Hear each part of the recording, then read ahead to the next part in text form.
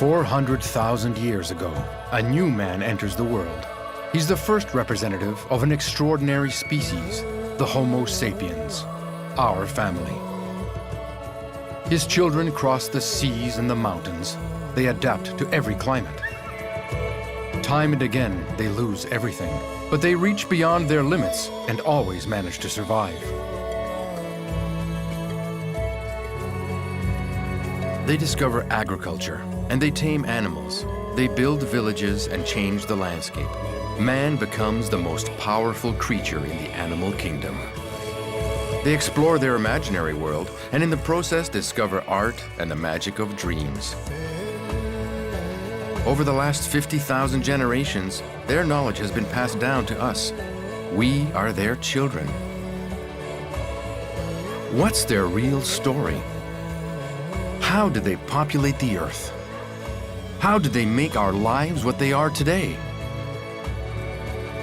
Here is the story of the dazzling rise of our great family, the Homo Sapiens.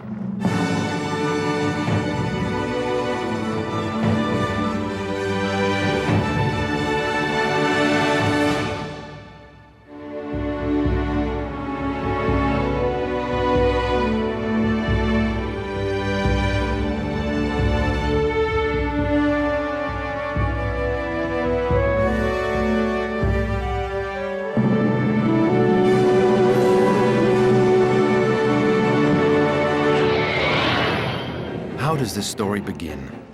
How did our species appear? Where did it come from?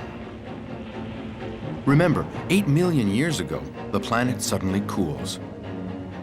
Water is locked into the poles, and an enormous ice cap forms over Europe and Asia. In the north, life has to acclimatize to the cold. In the tropics, life desperately struggles to survive the drought.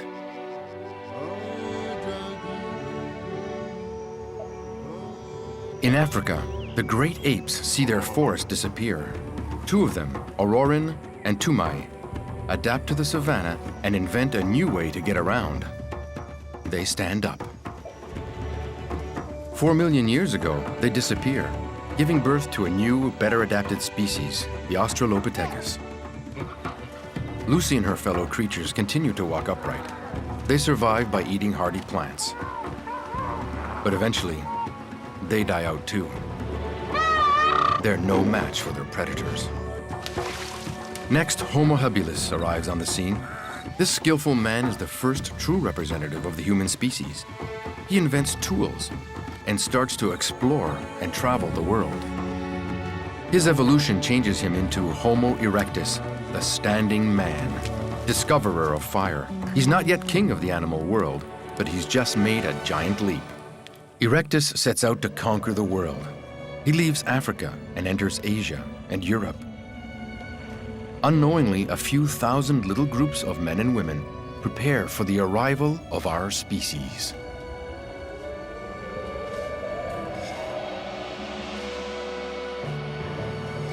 Imagine, 400,000 years ago, we are in the heart of the African continent.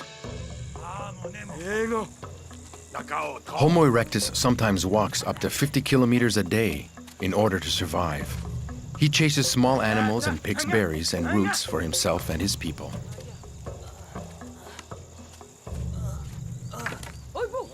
Sometimes he dies along the way. At best, he lives to about 25 or 30. They feel the loss deeply, but it confuses them.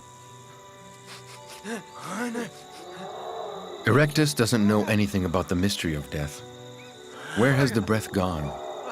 Why doesn't he move? Meanwhile, the threat of danger lurks behind them. Walk or die. It's the law.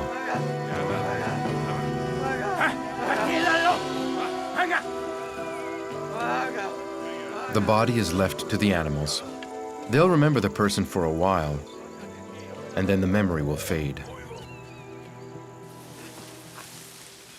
When Erectus settles down for the night, first he makes a shelter to protect himself. Then he builds a fire to keep predators away. He's able to make all sorts of tools, But this is of little use to the woman carrying a child. She's been eating nothing but roots for days now. She needs protein. She doesn't want any more roots.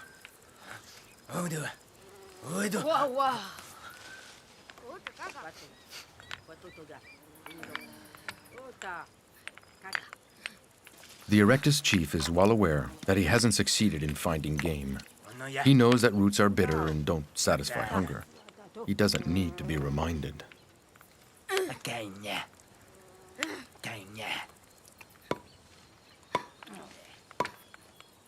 Erectus is curious and always eager to discover new things. Although the chief has heard this noise before, today he takes pleasure in the resonant sound.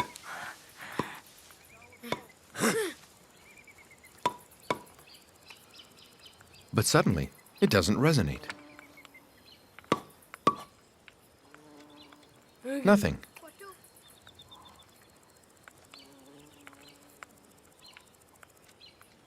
There. It's much better with his ear pressed to it. Homo erectus is a hunter. At dawn, the chief and his brother follow fresh tracks from she who walks on two legs. They know she's a fast runner, so they hatch a plan. One attracts her attention, while the other lays in wait, ready to attack.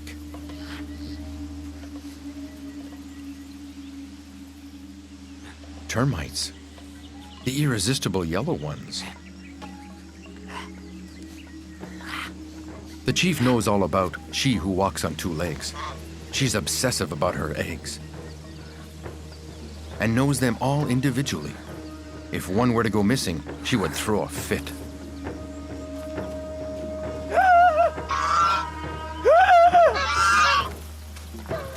The chase is on. Everything's going according to plan.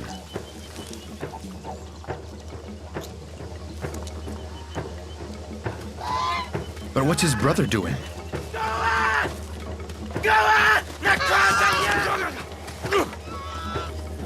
If she catches him, she'll kill him. Her legs cut like flint.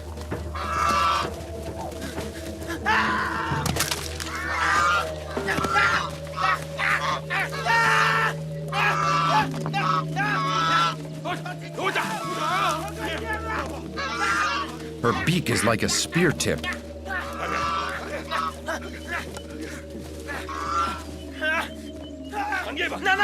The brother always manages to mess everything up. He can't be trusted. The animal can't escape. All is well. It's a good day for Erectus. Erectus starts by eating the stomach, full of freshly eaten plants. Then he cuts up the animal to transport it back to camp. Images of the capture fill the chief's head. It was easy after the beast fell into the hole. There's an idea there. But the flies distract him and keep him from thinking about it any longer. Erectus's body is less and less hairy. Insects constantly attack his naked skin, especially the sensitive parts. But the brother's privates are protected. It's the animal's skin.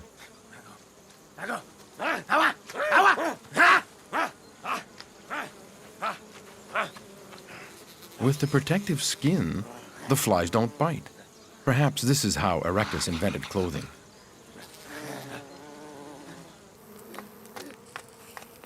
Hierarchy determines the sharing of meat. The hunters are served first, then the preferred females, for whom choice pieces are reserved. The woman carrying the child now has meat. Erectus is flushed with pride at having done his duty as chief and protector.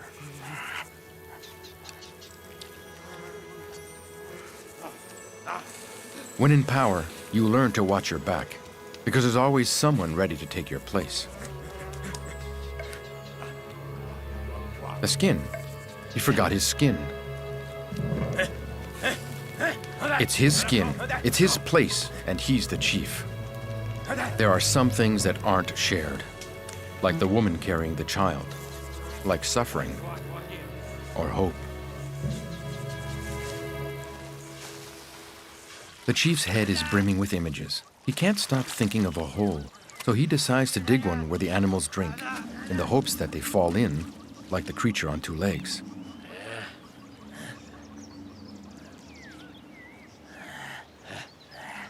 Digging in the mud changes their appearance. Surprised, the chief doesn't recognize his brother.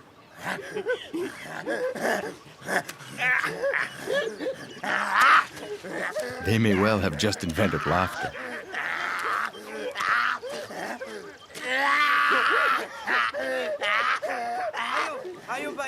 Perhaps the first laughs of humanity, but also the discovery of beauty, thanks to an important find. A stone, different from the others. He finds it pretty, so the stone becomes something else, a treasure that's a joy to behold. And what's it like on him? Isn't he handsome? Handsome and different. It's his stone now. It's his sign, the sign of the chief.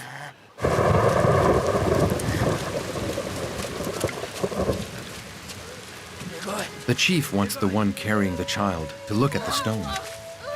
But now's not the time. She's got searing pains in her stomach. The woman wants to be alone when the child comes from her. She knows instinctively what she has to do.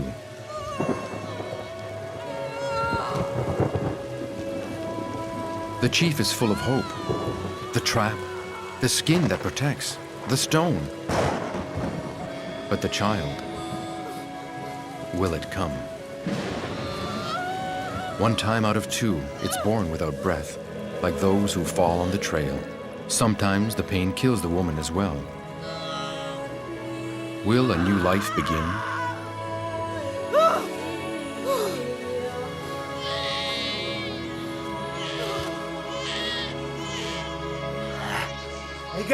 It's alive. It's a little girl. She has a funny head with a straight forehead and no hair on her skin. She looks so fragile and vulnerable.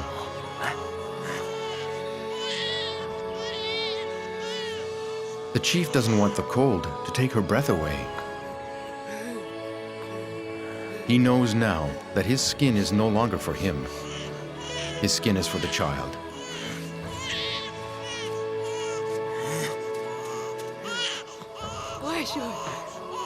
Without knowing it, they've just given birth to a new species of man, a species that will soon replace them.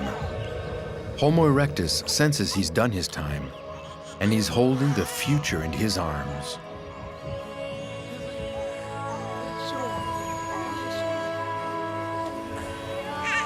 Homo erectus will disappear. He'll have lived more than 1,000,000 years.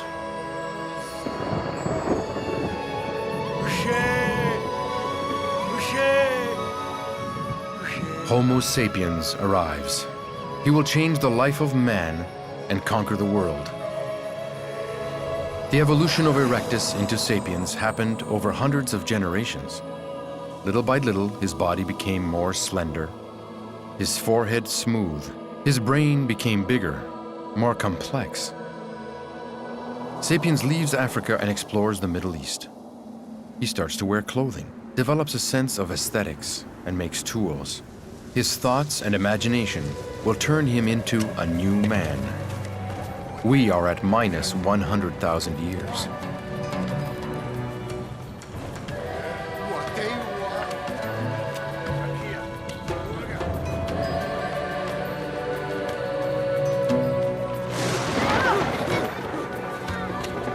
Electrical storms are the worst.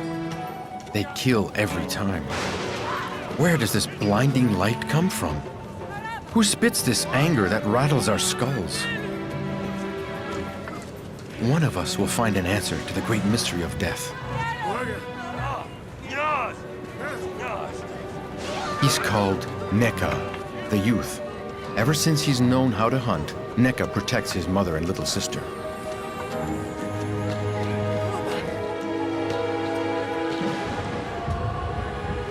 The clan had walked since daybreak. The wind came up suddenly, and the sky began to spit fire. The chief looked for refuge, but found nothing. We huddled together, waiting for nature's fury to pass.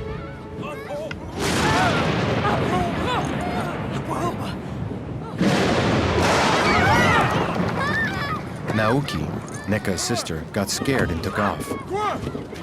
Her mother followed to protect her. That's when tragedy struck Neka's life.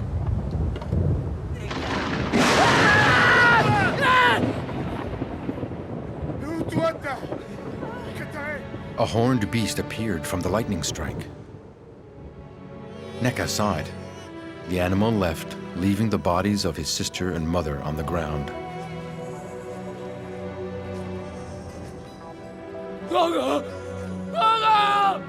They were motionless. Neka had been unable to protect them. He felt responsible. They had to move and get up.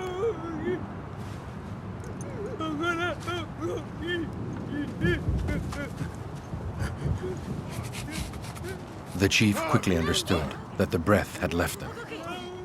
But Neka didn't want to believe it. He refused to listen or to see what everyone else did.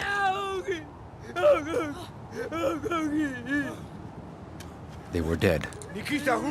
Nothing could be done, and the chief wanted to leave as soon as possible. But Neka wanted to stay. He wanted to wait until they woke up.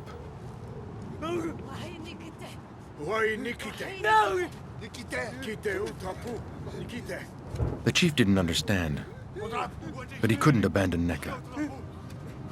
So we stopped there. At the beginning, it was just for one night.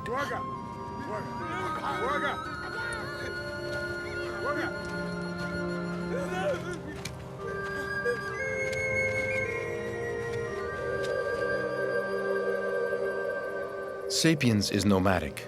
Now he makes shelters with skins. His language is more sophisticated. He's got words to talk about abstract concepts like time behind and time ahead. His brain has more memory and is capable of more associations. His imagination is more active and likely his dreams are more impressive. In his sleep, Sapiens believes he travels into another world, a parallel world situated just behind his eyes. The clan was still sleeping when a horned beast came to drink at the river.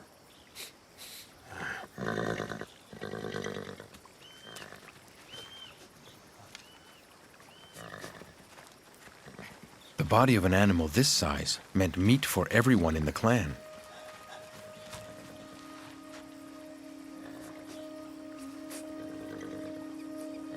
Without a doubt, for Neka, this was the same horned beast, the one who came the day before with the great light.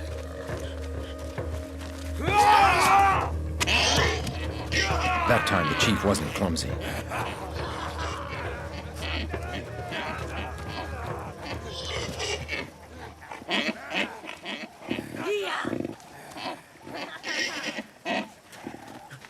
The wound would kill her. The chief was proud.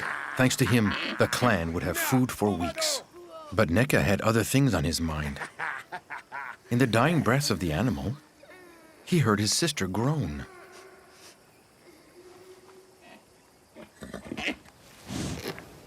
At the same moment the beast died, the inexplicable happened.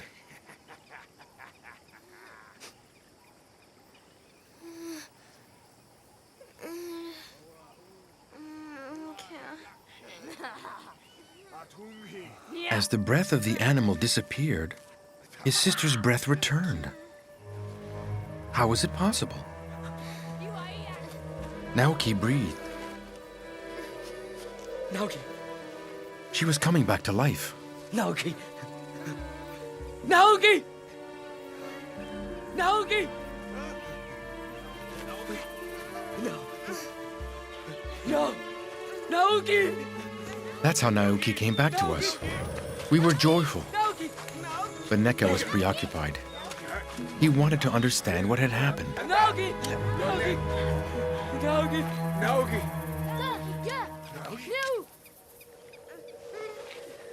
Did the animal give its breath to his sister? Did the death of the animal allow Naoki to live? It was a big mystery. The chief expected thanks for his catch, but instead the clan was taken up with Neka and the miracle.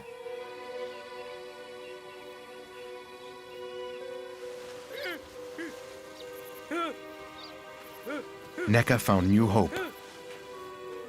Maybe the animal's skin held a bit of breath to revive his mother.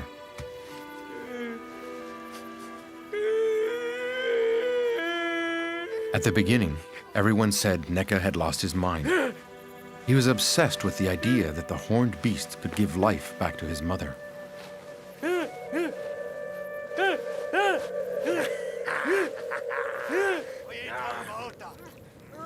We hoped that Neka's mother would come back too, but we didn't understand his behavior. He didn't eat. He stayed by the body, waiting for a sign.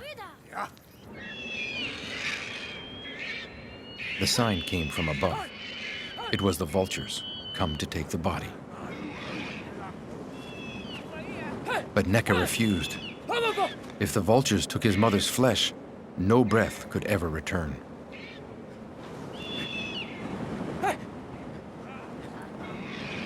It's perhaps on that day that Homo Sapiens invented the first burial place. It protected it, but more important, it kept a decomposing body out of sight. Even without vultures, the body disappeared little by little.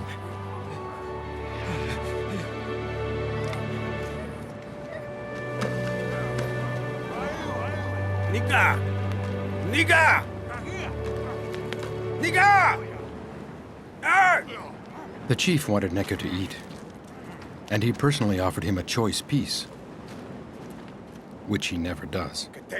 What he really wanted was for Neka to give him the secret of his magic. He wanted to understand how Neka brought Naoki back to life. But he was in for another surprise. Nika! Nika! Neka told him that his mother lived in another world and that she needed to eat. He was delirious. But the youth gave his meat to his mother.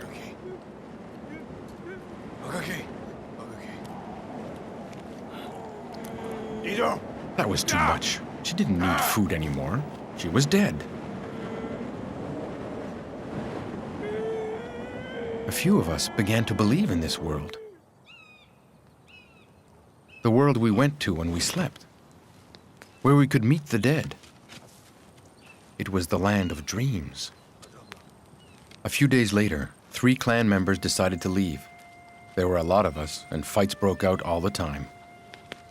They wanted to find another clan and another chief. They couldn't put up with him anymore.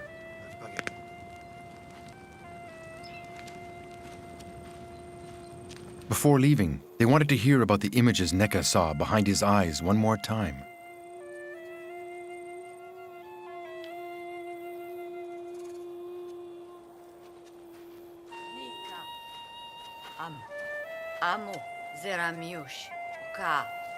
They wanted to hear the extraordinary account of Neka's mother, to remember it, to take it with them.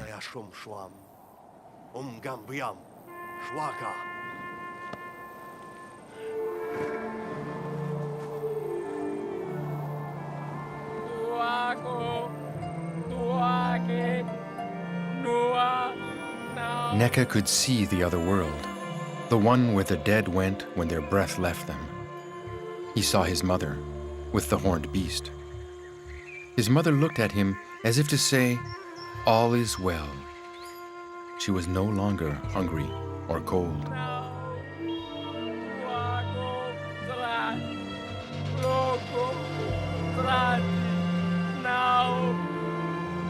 There was a glow behind his eyes that said life continued elsewhere.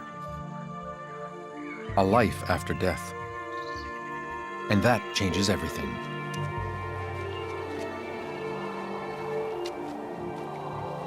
These beliefs are probably the beginnings of religious thought, an extraordinary flight of imagination that will endow sapiens with a phenomenal power: faith. The idea of eternity will spread to all people and appease the anguish of death. Now man can imagine a life beyond the limits of his own existence. The time of shamanistic beliefs has arrived. The spirit world has a place alongside the world of the living. We are between -100,000 and -50,000 years. Sapiens explores almost all the territories on the planet. Some head towards Asia, others towards Europe. Why do they risk their lives in an unknown world? Do they follow the game migrations? Signs from nature? Many believe in the power of the sun and the moon. 50,000 years ago, the first group of Homo sapiens arrives in southern Europe. This clan worships the sun. So understandably, its disappearance in the middle of the day terrifies them.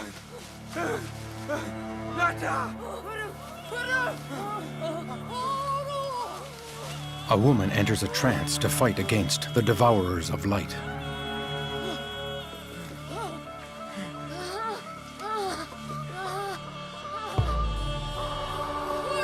It's coming back. The sun is back.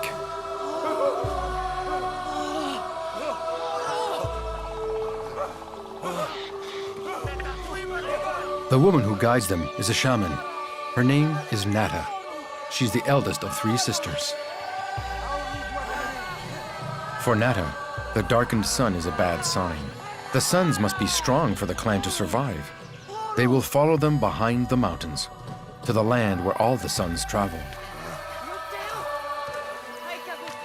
They should have given up when faced with the immensity of the Alps. Nevertheless, their faith carries them. They don't hesitate to undertake the most perilous trip of their lives.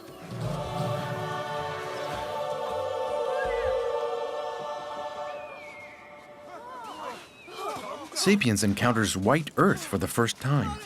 Their feet burn.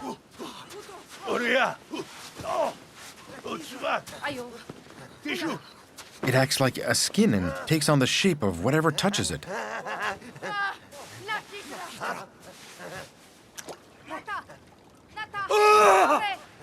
To protect themselves from the cold, Sapiens invents the shoe.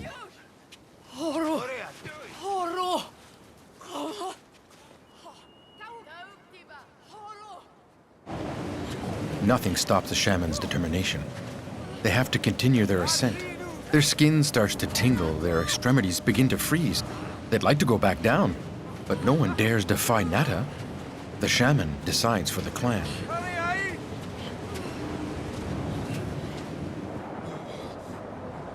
Matriarchy is widespread among sapiens. Women have the authority. They're responsible for the future of the clan. The men follow.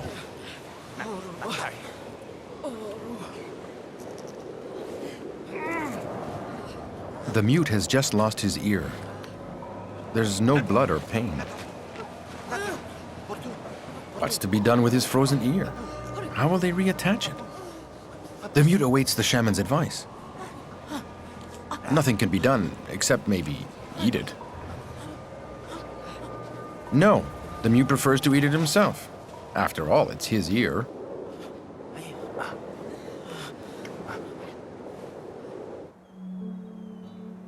A new sun rose this morning, but its first rays bring neither warmth nor nourishment.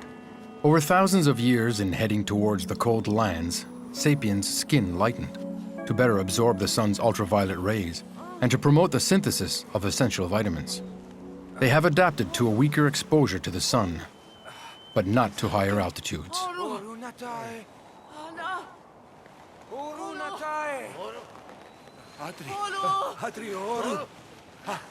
While she slept, Nata's elder sister left for the other world. Her cold body became hard like wood.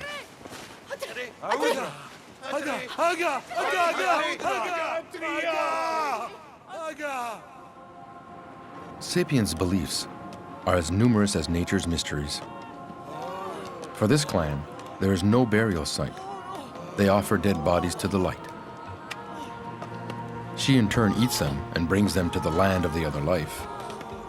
Nata accompanies the dead to help them find the way. One day, she'll find her sister in the world of suns. They continue to plod forward. They've eaten nothing but snow for the last 3 days. Nada promised them that at the end of the trail, night didn't exist. This gives them courage. But courage doesn't nourish the weakest ones.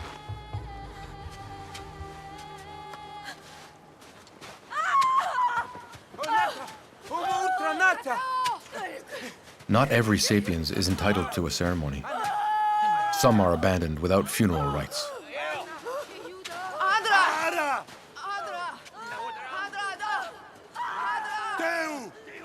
Nada knows the pain her sister is feeling. She feels the suffering of her clan, but they can't stop.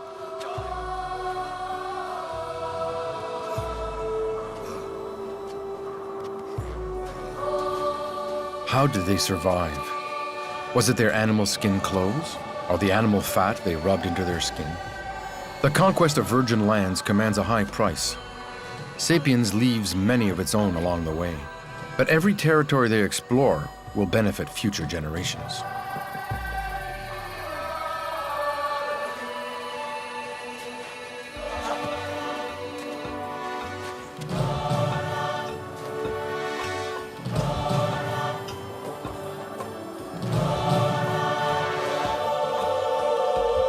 Now they number fewer than the fingers of one hand. As their last bit of strength drains from them, hope is rekindled. 3 shapes covered in snow. They're animals, surely. Food to sustain them so they can complete their voyage. They're saved.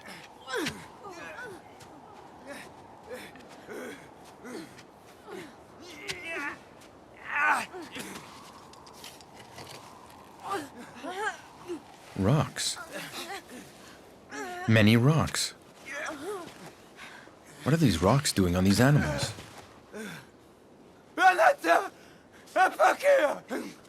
A bird wing, but it doesn't have any flesh. Other men have been here, but who are they, and where do they come from? Why are these bodies imprisoned beneath rocks? Their skulls don't look like ours.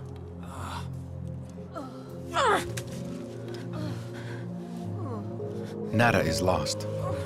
The land of suns is not here. There's nothing to eat. They're condemned. In this hell, no one can survive. No one except maybe an exceptional being.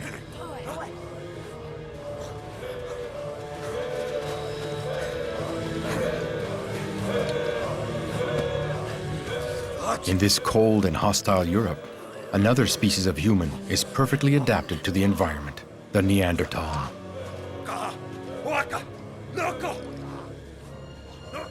Nada and her companions opened the tombs of their ancestors. Neanderthal is also a descendant of Homo erectus. His ancestor arrived in Europe 2 million years ago. Of all the human species, Neanderthal is the most robust, the hardiest. The Neanderthal chief decided to bring the strangers to camp.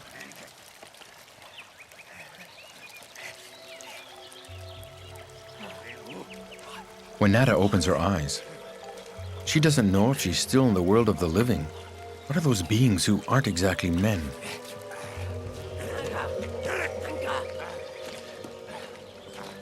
Neanderthal made numerous discoveries without ever having made contact with sapiens.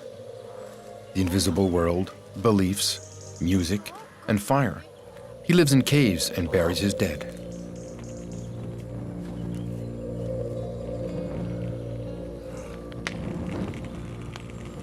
The Moon clan rescued Nada and her companions. Their chief wants to know who dared dig up his ancestors.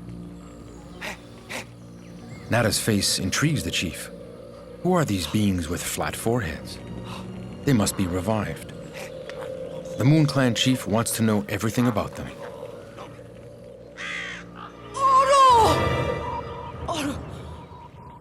The shaman regains consciousness a few times. Everything is strange and different from what she knows.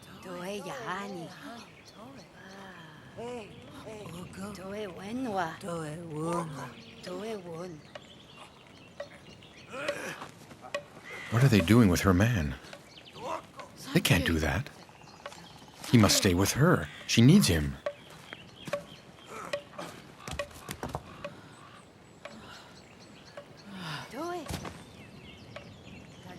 Differences of culture, language, way of life. For these sapiens, the Neanderthal practices are sacrilegious.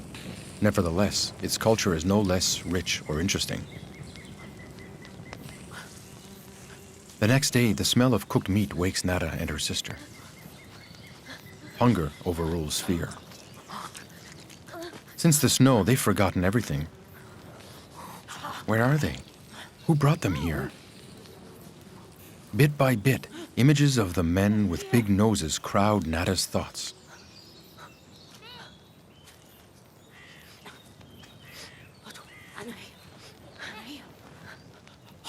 Who are these people? Memories from her journey surface. It wasn't a dream. And Samke, where is he? Nada suddenly remembers where they put her companion. She has no idea that it's a tomb.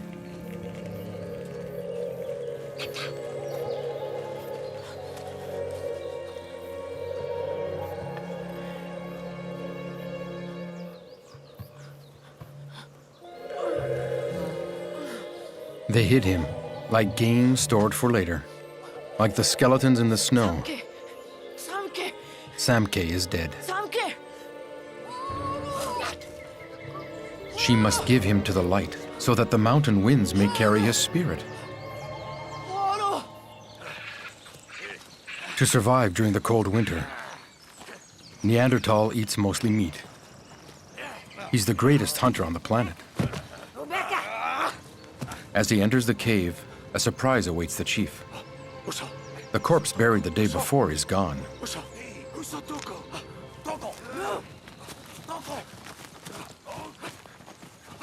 It escaped. Where are you? Show yourself. Maybe he went into the ground.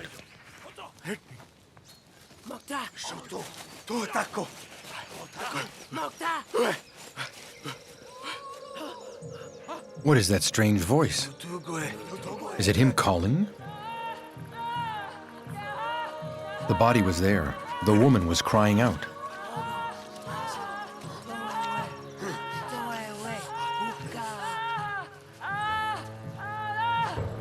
The Neanderthal chief doesn't understand Nada's trance. The movements of her body intrigue him.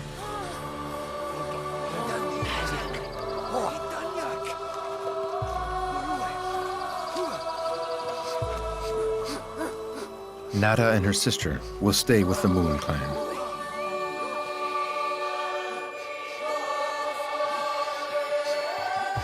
Without knowing it, these sapiens will have discovered a new continent, Europe. This crossing of the Alps opened a route, and others will follow in the footsteps of these pioneers.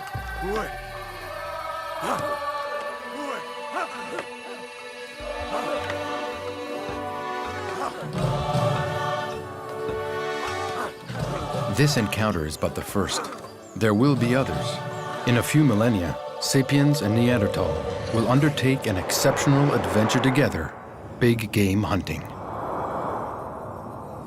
At the same time, on the other side of the planet, Homo Sapiens discovers Asia. Due to the Ice Age, the ocean levels are 120 meters lower than today. The islands of Southeast Asia are joined together. Homo Sapiens' voyage will push him to the ends of the Earth. Throughout his migrations, Sapiens' appearance changed.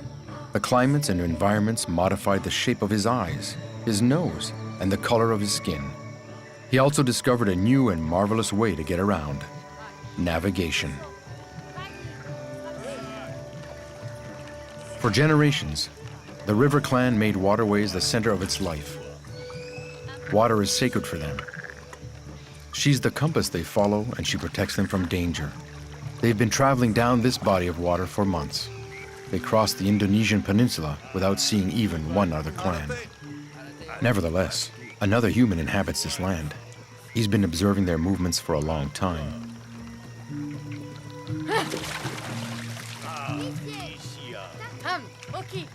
This human being is also a descendant of Homo erectus.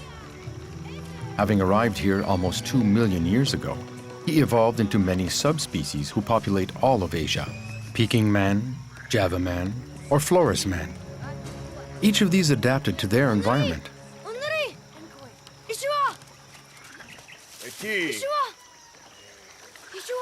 Only the youth saw the curious man, and no one believes him. The river clan is always on the move. They follow the water, carried by the currents of this life-giving vein that becomes larger with each passing day. 60,000 years ago, the river clan arrives at Land's End in Asia and discovers the Pacific Ocean for the first time. For them, this expanse of water is a new river. It's so wide they can't see the other side. They've never seen anything like it. The immense waves and crashing surf makes their bodies tremble. They're fascinated.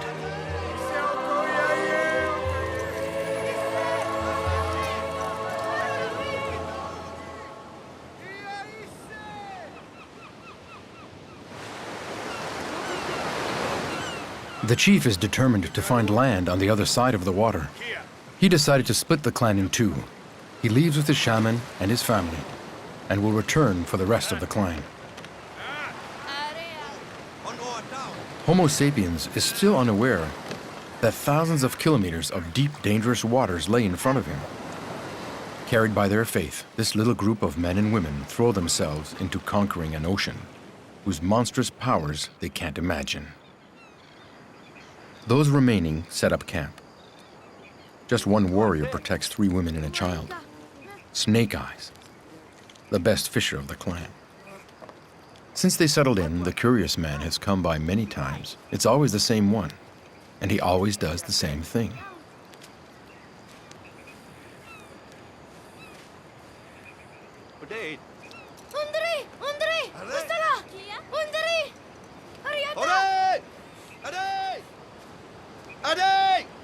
Snake Eyes wants to meet him. He knows it's prudent to get to know strangers so that they don't become mean or dangerous.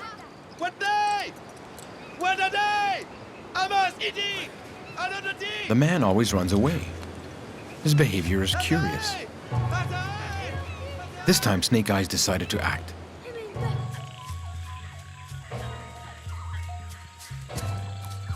He knows that no man has ever outrun him.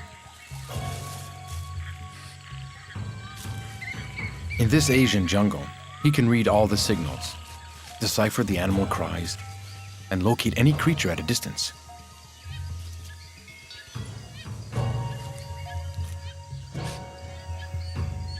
He's right there.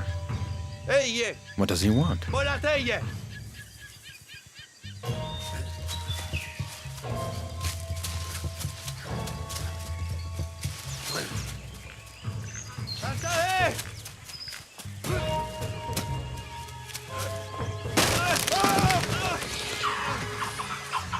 Snake Eyes is captured like a blind buffalo.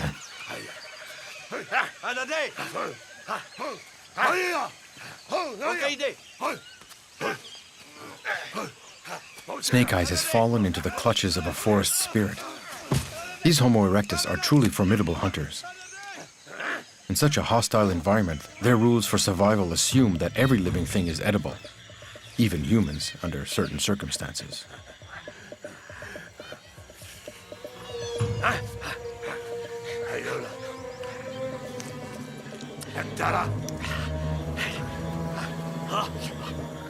These Homo erectus captured him like they would a bird.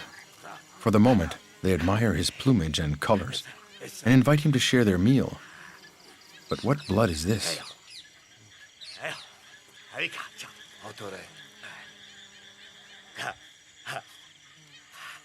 Do they plan to kill and eat him too? Snake Eyes must remain calm. Those navigating towards the other shore were quickly swept away. The winds and currents take them far from land.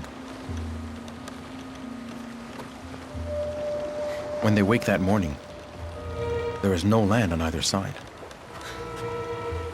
There are no birds in the sky.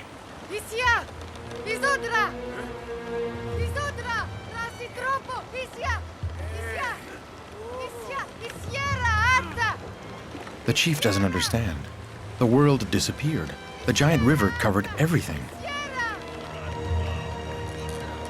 They drift slowly towards Antarctica.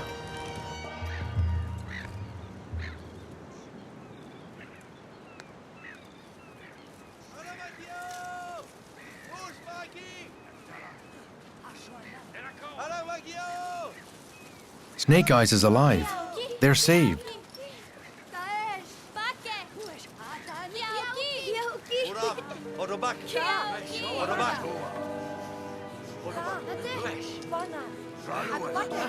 Snake Eyes has aroused the hunter's curiosity. They want to know the secrets of the painted men who walk on water, and about the powers of their shells and fishhooks. The clan chief still hasn't returned. What if they never come back?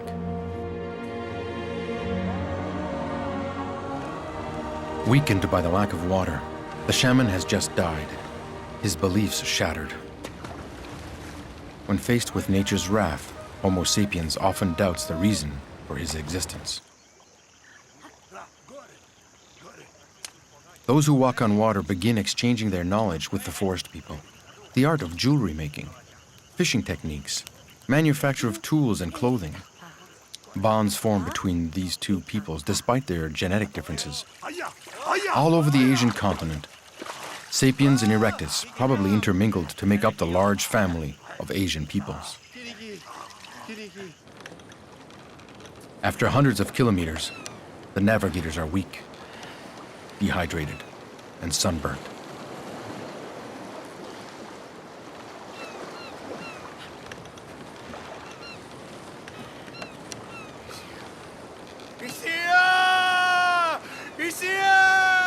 Land. The other side of the big river. Land has returned from the depths.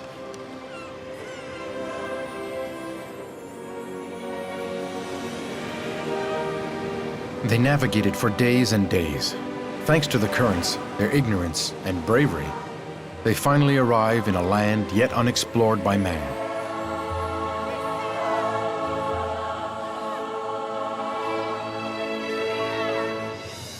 Perhaps they believe they have reached the secret world of their dreams.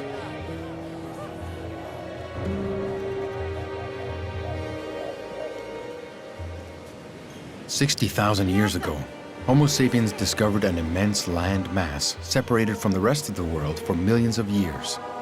Australia, the cradle of unique plant and animal species.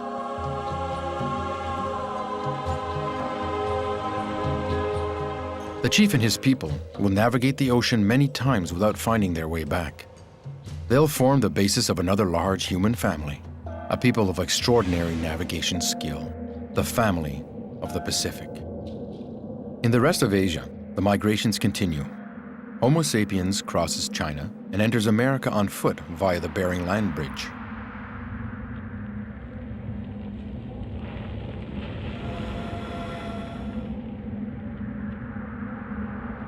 Meanwhile, Sapiens enters Europe in succeeding waves. He adapts to the cold and the frigid life of the tundra. We are at minus 40,000 years. Whipped by glacial winds, the European winter is terrible. Man's only food is meat. But the herds are scarce. Sometimes they disappear altogether and famine takes hold. Sapiens is always on the move, looking for game. He lives in teepees made of animal skins and branches. Perched on high hills, they're constantly on the lookout.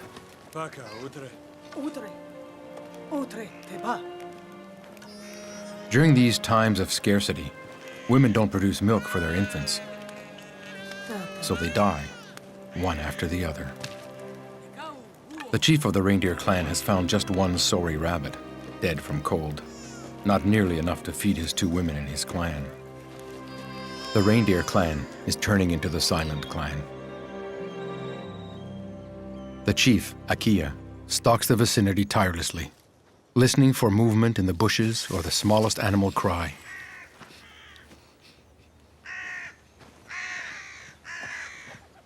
Even the tough and smelly flesh of the blackbird is better than nothing. He never misses his mark at this distance with his new weapon.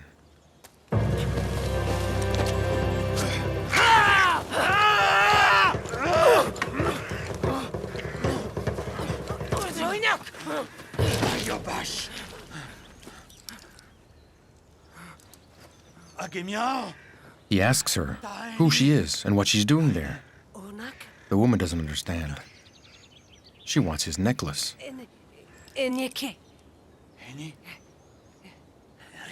She's got an odd face, with bumps over her eyes, as if she'd banged herself.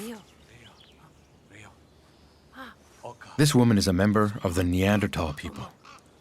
They're starving too. She's entranced by the shells on the Sapiens' necklace. She's never seen any before. But he's overwhelmed by his desire to touch her and to smell her. He wants to take her.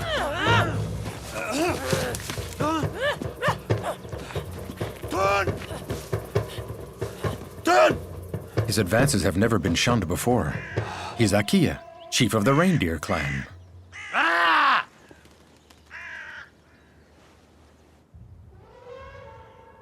At dawn, strange and new animal cries rang out near the camp.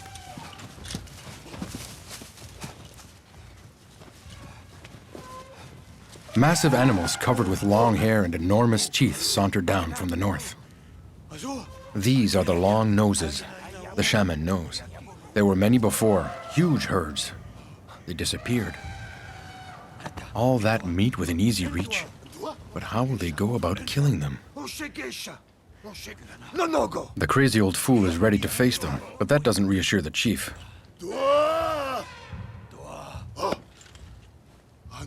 The shaman will call upon the ancestral spirits to give strength to the hunters. Akiya will succeed, the shaman knows. The mammoths have been on Earth for millions of years. For these pachyderms, as for the men, the Ice Age is a curse. These huge beasts travel enormous distances every day to find the 200 kilos of food they need.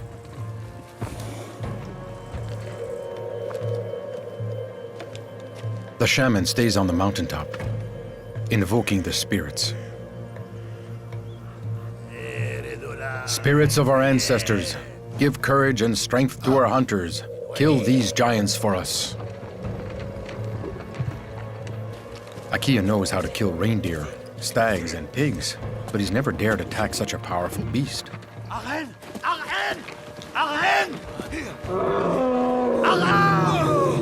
They're nothing in the face of these monsters. Although their hearts beat with fear, their stomachs scream with hunger. The smell of meat makes their mouths salivate and their feet fly.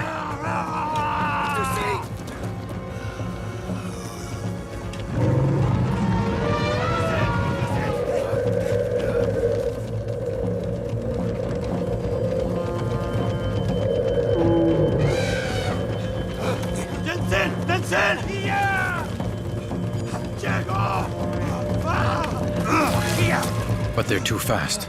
The long noses are suspicious of man, and they flee.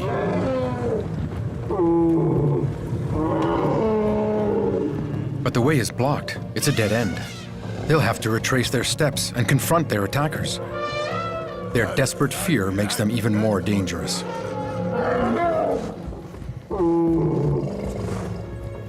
One of them, the youngest, is frightened by the human cries. He's afraid to turn back.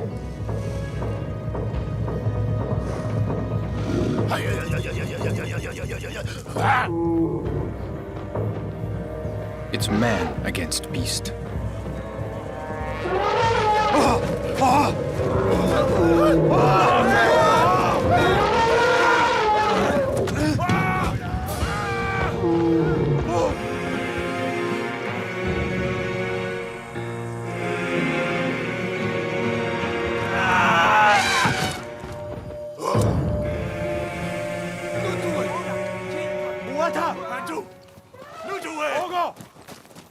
Man lost, and one of them was killed. But there's still hope. Over there, a group of Neanderthal. They've also come to hunt. But they have an advantage over the reindeer clan. They know the long noses are afraid of fire.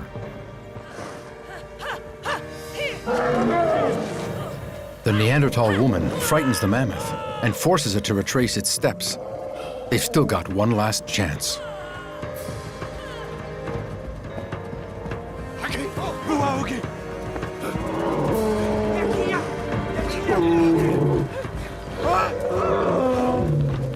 Their spears are useless against the animal's tough skin, but they don't have a choice.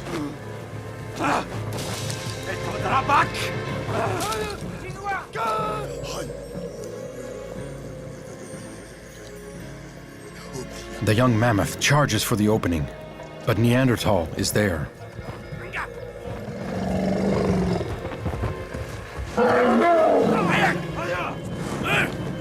Neanderthal knows that isolating the beast isn't enough. He must cut off any escape. Neanderthal is the greatest of hunters, but a mysterious sickness eats away at his body.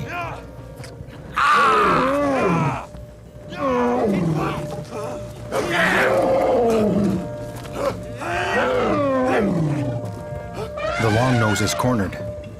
Sapiens and Neanderthal are united around the same prey for the first time.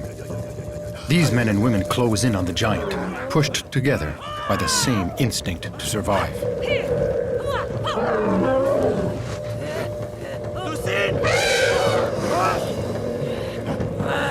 Its movements must be kept to a minimum. This time, the Neanderthal woman isn't competing against the Sapiens man. They've got him. He's at their mercy. They aim for the vulnerable spots where the skin is thinnest, the groin and the anus.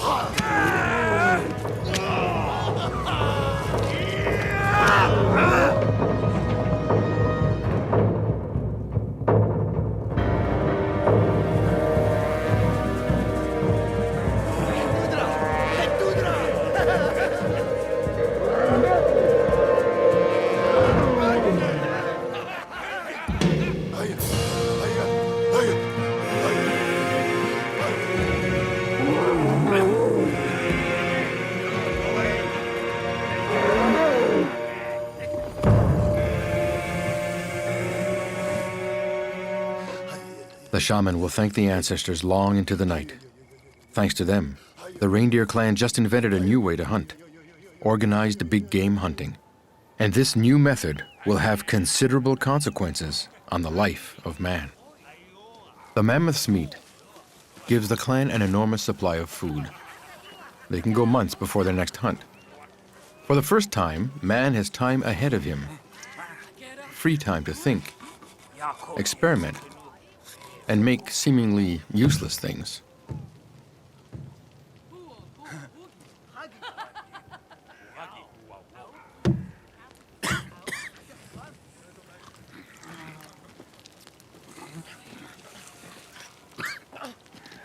Neanderthal and Sapiens are assembled around a meal with new feelings of helping one another, solidarity, and feelings of attraction.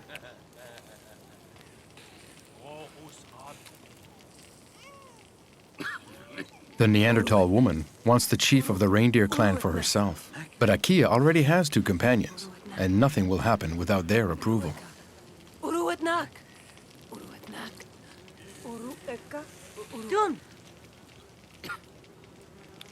They approve.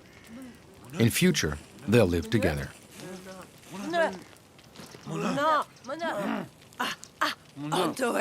The 2 clans have a lot to learn from one another. Gradually, they'll learn each other's language, word by word.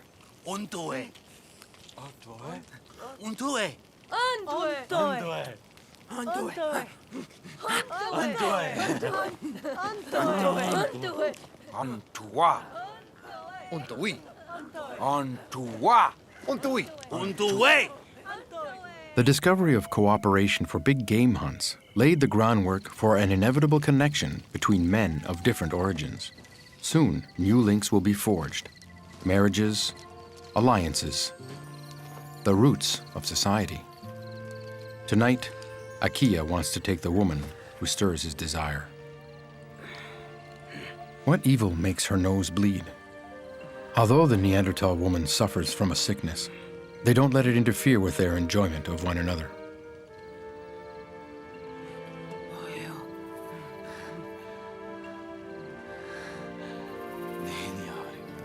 The shaman isn't pleased with this alliance. He's suspicious of the Neanderthal woman.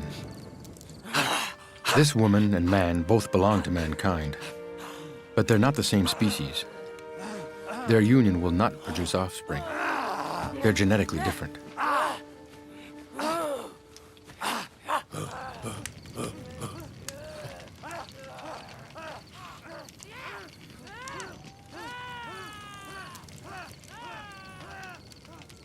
The woman's spirit stole the chief's. The reindeer clan must be protected.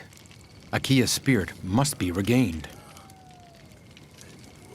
That night, the fire projects the shadow of the chief's headdress onto the rock.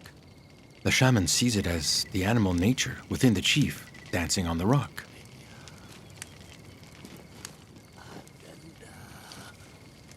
He wants the memory of this magical moment to last, so he follows the contours with wood charcoal.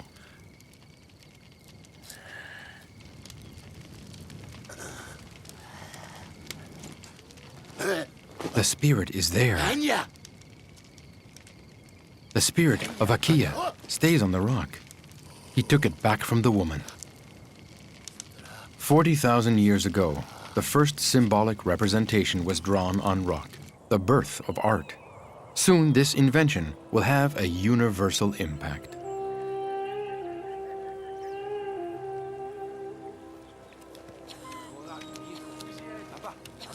A few years have passed. In their travels together, most of the Neanderthals have died from the sickness that afflicts them. They're just 3, including the chief's woman.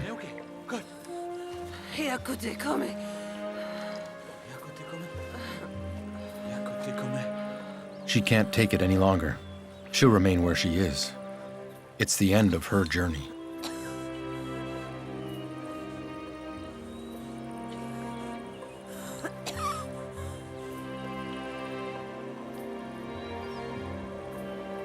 No child came from her belly.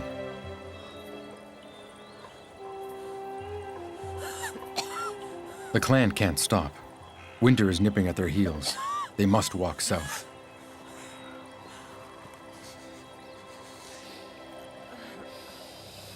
To God. Time is of the essence. Akia must walk at the front. The future of the reindeer clan takes precedence over everything else.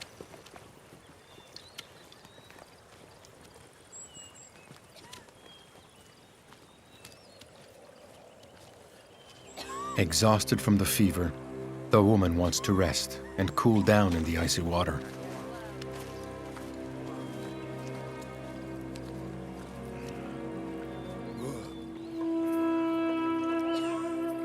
He'll never see this people again.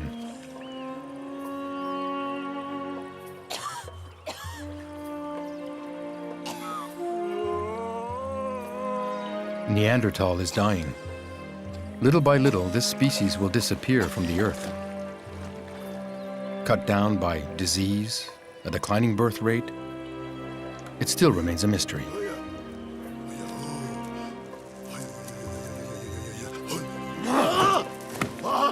Akia doesn't want to hear the shaman's prayers anymore. Perhaps he questions the fragility of our species. Neanderthal disappears. Big game hunts spread. The rhythm of life changes all over the planet. More free time, more creations. Homo Sapiens sculpts objects. He makes costumes and jewelry and decorates his tools. It's a veritable cultural explosion. In certain areas, a powerful human creation will appear. Cave art. Art will become a message. Where in France 20,000 years ago, Homo sapiens have dispersed throughout Europe. Sometimes he suffers from isolation. Some clans don't find other populations to mingle with. They reproduce amongst themselves over 1, 2, 3 generations. Inevitably, inbreeding strikes their children, leaving them incapable of reproducing. This puts the survival of the clan in jeopardy. For years, Atka the sorcerer has tried to cure his people of this curse.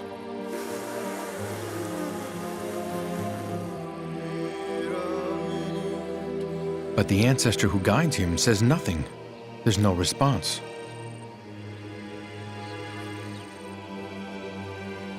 Has Atka lost his power?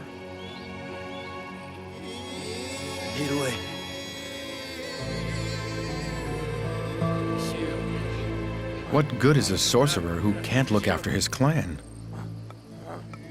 Atka feels alone, isolated from the group, with his son to look after.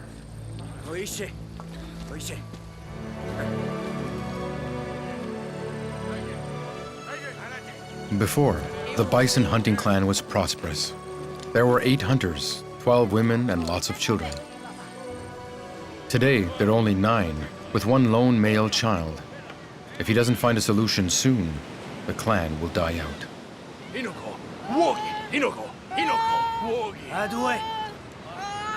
The chief has just found a winter shelter.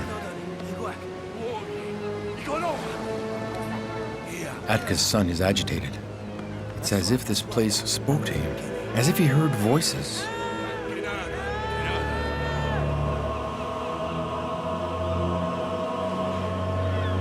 The cave is welcoming, spacious, near water, and sheltered from the wind.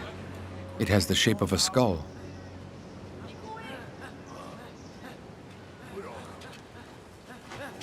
Fires have been lit here. And there, people slept and ate. Others lived here before them. But where are they now?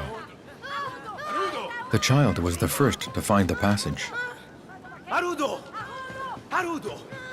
It was his illness. He was always looking to hide himself and avoid people.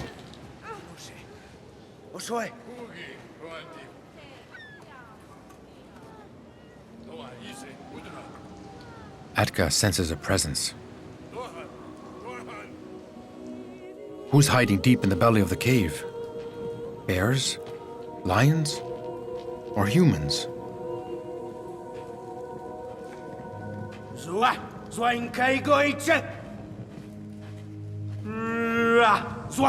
The rock answers him.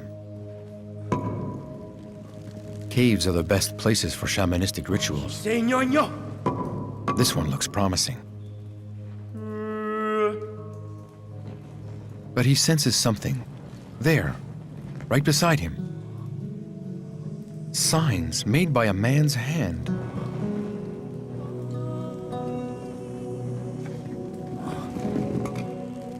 The first rock paintings show streaks, circles, and spirals. These shapes are a shaman's visions in the first stage of a hallucinogenic trance. They'd been here. Other men's hands had etched this rock. What went on here? Did they wish to leave a message?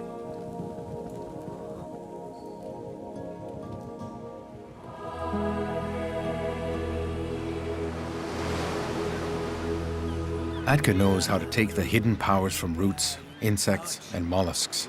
He turns them into colors for his paint and healing potions. He'll use them to help find the wayward spirit of his son. He wants to bring him back into the real world.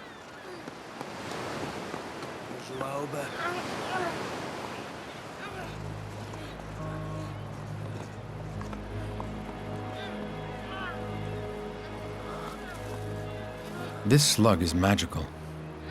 It will allow him to reach the depths of his soul and travel to the invisible world where his son's spirit hides.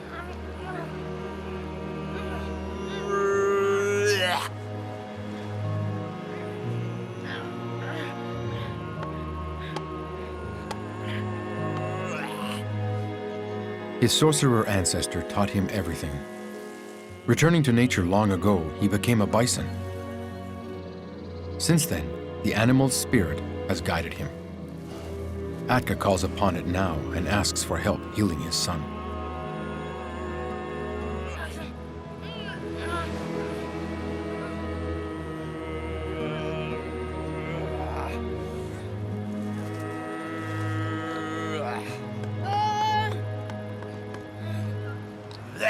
The slug's magical effect is quick.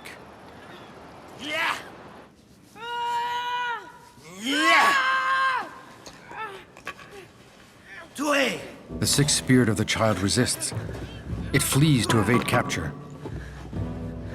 Atka follows step by step. He won't let it escape.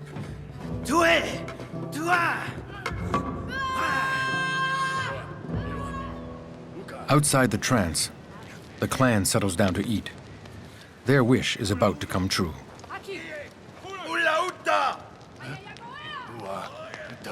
Men and women from another clan. They don't speak the same language. They must welcome those who come from elsewhere. Luck is with them. It's their cave. They don't want another clan here. They don't want to share. As his arms fight, the spirit of the bison takes over Atka's body.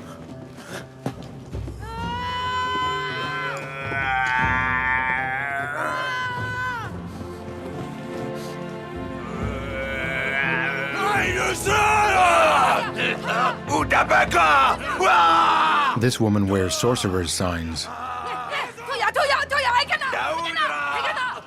She tuned in immediately to Atka's calls from the depths of the stone skull.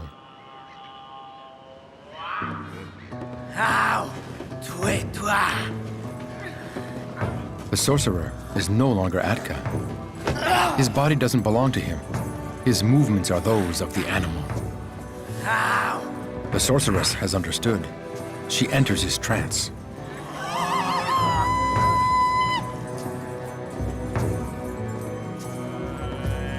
Before the stranger's eyes, Atka's hand traces the contours of a new image. The men from both clans are so taken with the spectacle that they stop fighting and wait to see what will happen next.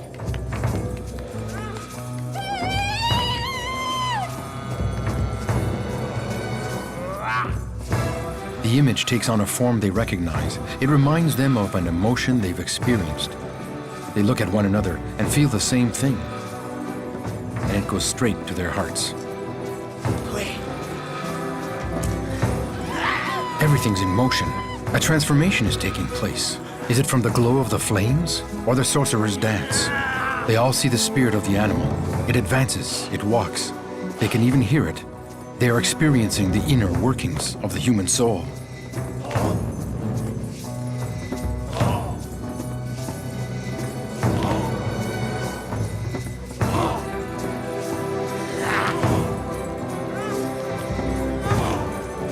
Cave painting becomes a language that will allow all of the Homo sapiens to understand and accept one another. It will be a universal message that will touch the hearts of man and bring them solidarity.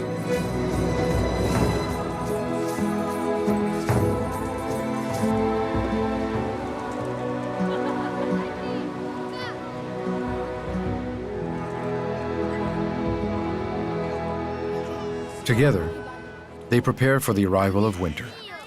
They help one another, exchange skills, and find a better way to protect themselves from the icy winds.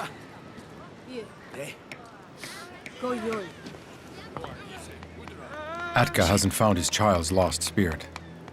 Not yet. The two sorcerers exchange secrets on medicinal plants. Knowledge shared is knowledge gained. They begin to amass an understanding of nature's mysteries. One day, from this vast knowledge, medicine will be born.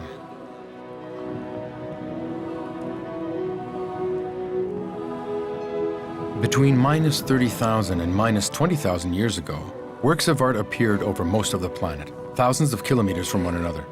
It was as if all the Homo sapiens had given each other a signal. All over, art assembles little groups of men and allies them with bigger communities. Soon, immense populations will come together to become nations.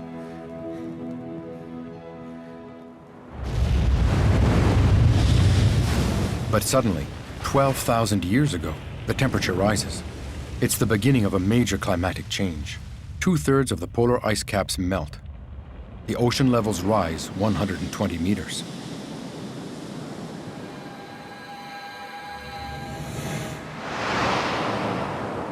The continents gradually take on the shapes we recognize today. A grandiose era of the life of man is coming to a close, but a new one is beginning. Almost everywhere, the weather becomes mild, water abundant, and the earth generous. Sapiens discovers regions so rich in game and edible plants that he stops traveling. He builds villages of stones, built to last. For many, it's the end of a nomadic life that dates back to the beginning of time. With settling down, everything will change. Tramiusz. Wanwo.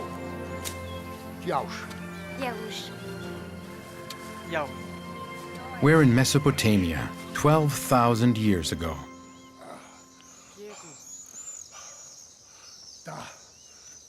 Wak. Listen to my story. It completely changed the life of man. Shak. My mother was young. Romkia. We didn't know then what we know today. Io aru. Washio dutue. Romkia. Amuzranenni. Joivakeban yonake. Everyone loved Nene, especially my mother. When he stopped to see her on his way back from hunting, he always brought birds' eggs. Life had become easier for men and women.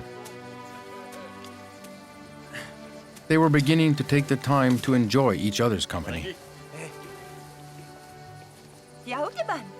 My mother was in love with Nene, and he was in love with her.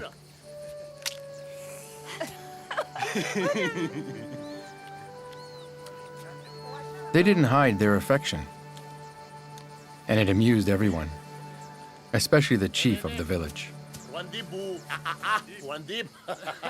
Adromaya. Itu. Adreaka. Didiwit.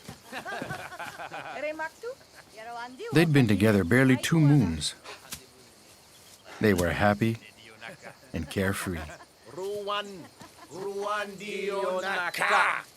Nene. Nene dionaka. But that day, she'd had a premonition.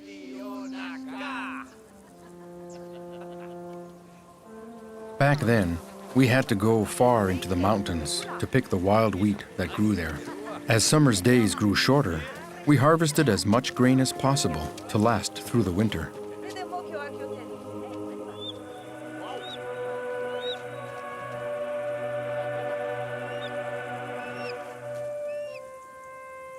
Nene knew that at this time of year, the falcon laid her eggs. My mother loved eggs.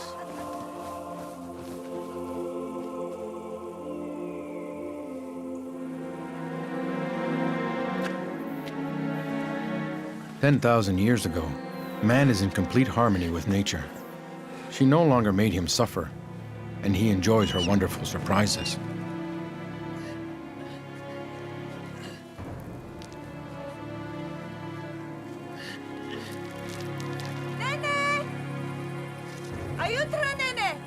She didn't see him leave, so she thinks he's playing a trick on her.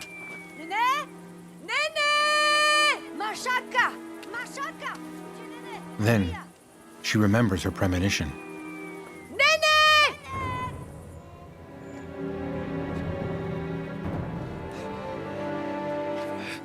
Homo sapiens takes pleasure in nature. But if he upsets the balance, nature retaliates.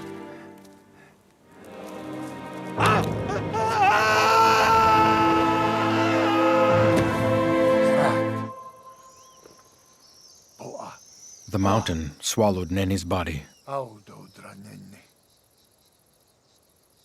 My mother looks for him, in vain.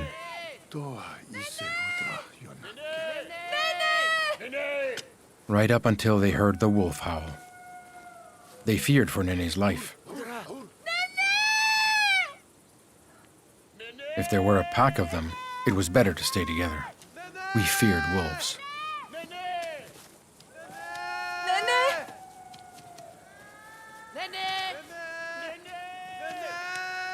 A howl. A moaning man. She senses that Nene is close by. It's not Nene, but the strangest thing she's ever seen.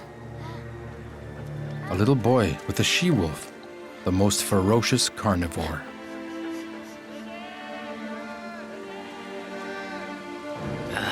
The wolves had been by our side forever. When our children got lost in the forest, the wolves devoured them. We didn't like wolves, especially our chief. He'd killed more than one.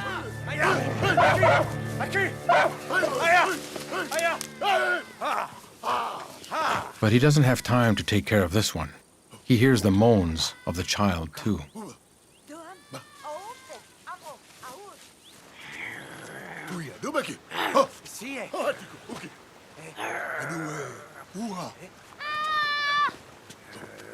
The child is wild, abandoned by another clan.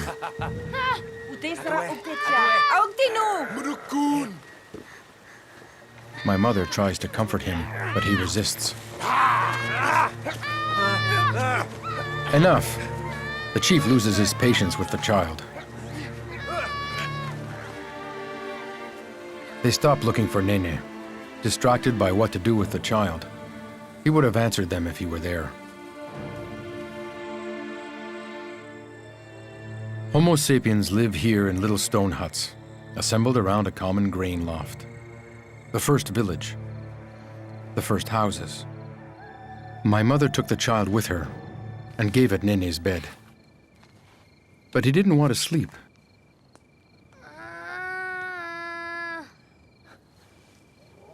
He listened to the mountain.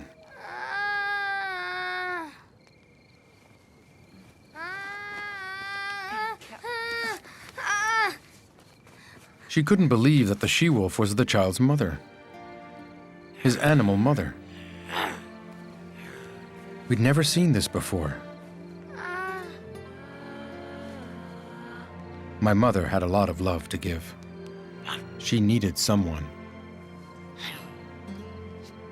I was the wild child. I didn't feel human. I thought I was a wolf. My animal mother had picked me up. In this first village, Homo sapiens share the labor. Each works for the community. Animal skins are now used for receptacles. Hot rocks from the fire make the cooking pots boil. Women think about men. There's not really a clan anymore, but many families. Each family has their house. People do favors for one another and visit. Polygamy is disappearing. The family revolves around the couple, a man and a woman, their children, and sometimes their parents. It's the birth of today's family. But for my mother, this dream was shattered. No trace of Nene. No one had seen or heard him. My mother needed to give and to love. She needed to share her life.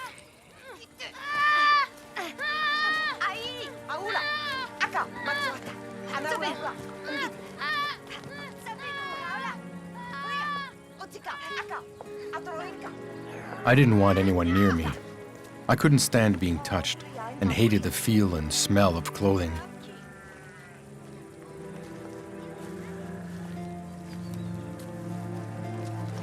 I rejected everyone's presence but hers, but I wouldn't eat the black meat she offered from the fire.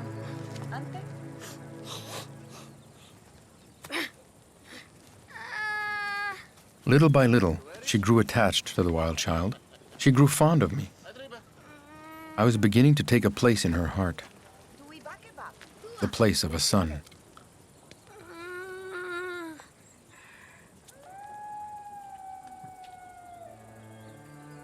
One day, the she-wolf returned to reclaim her son.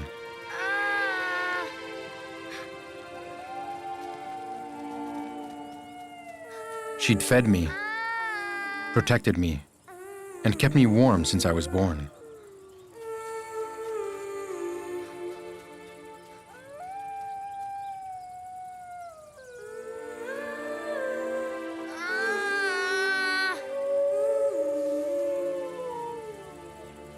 Men don't like wolves because they don't know them. My wolf mother would never have harmed me. But the men thought I was in danger with her, like all children in the presence of wolves.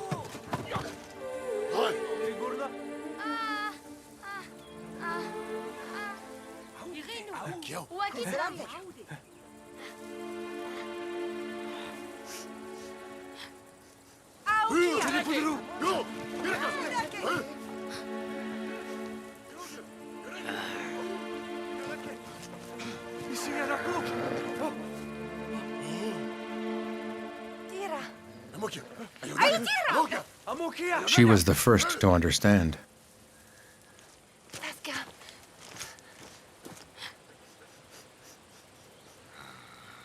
Maybe because she could sense the animal's love, because she was suffering from the absence of a loved one too.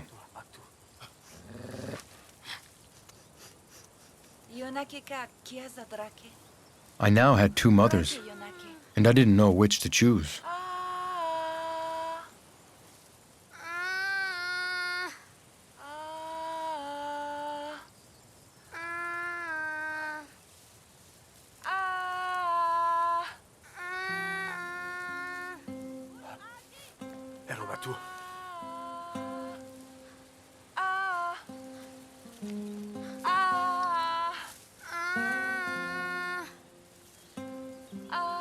She knew how to speak to the wolf, as to the child.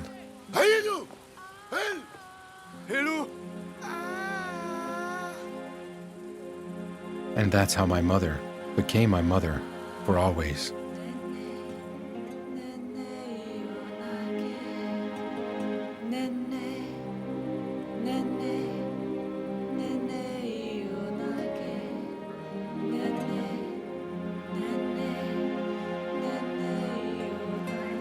A year passed. I lived among the people. The she-wolf stayed near the village, and little by little, she got accustomed to the presence of men. An alliance between man and animal was born. It was the beginning of a big adventure, not just with wolves, but other animals too. 12,000 years ago, the first wolf joined the community of men. But it would take generations of wolves born among men for them to become what today we call dogs.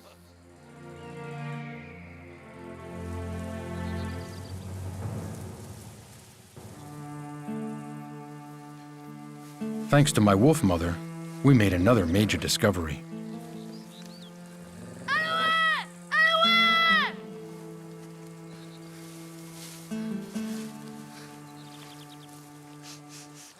A skeleton lay in the middle of the wild wheat.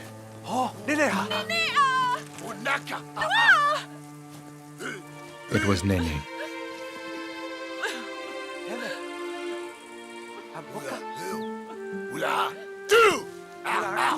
He disappeared the day my mother found me. She gave me the love she had for him.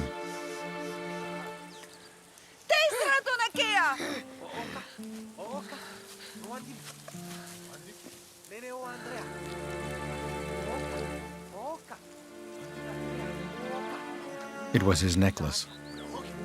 My mother knew right away what she had to do.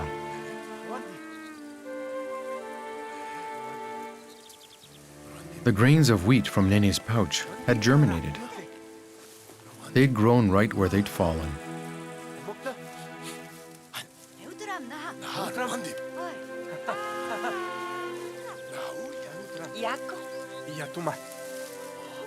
The chief understood that each grain had reproduced into a multitude of others.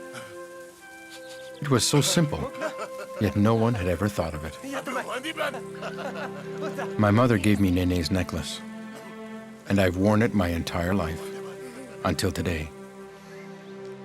This necklace comes to you, son of my son. Wear it, and leave it to those who come after you. Tell this story to all men, so that they never forget it.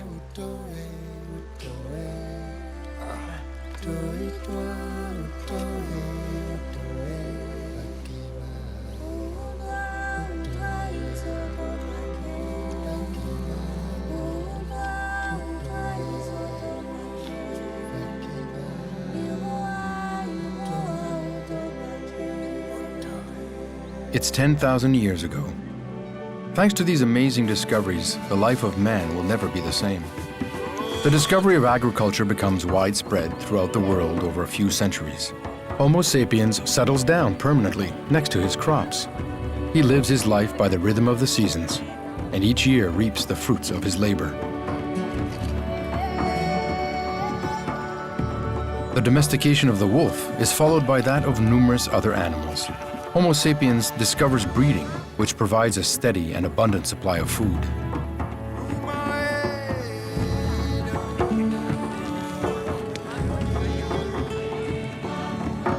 In many places all over the world, giant monuments reach towards the sky, man's homage to the divinities.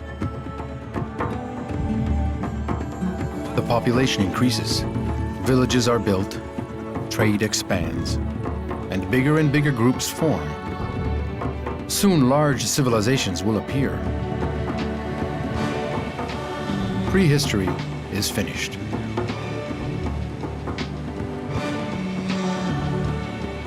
No matter the color of our skin or the shape of our eyes, the 6 billion human beings who populate the Earth today all descend from the same family. She lived in the dawn of time and would give birth to thousands of generations of men and women, right up to us. Their discoveries still enrich our lives. Such is the gift that our parents, as far back as they reach, gave to us.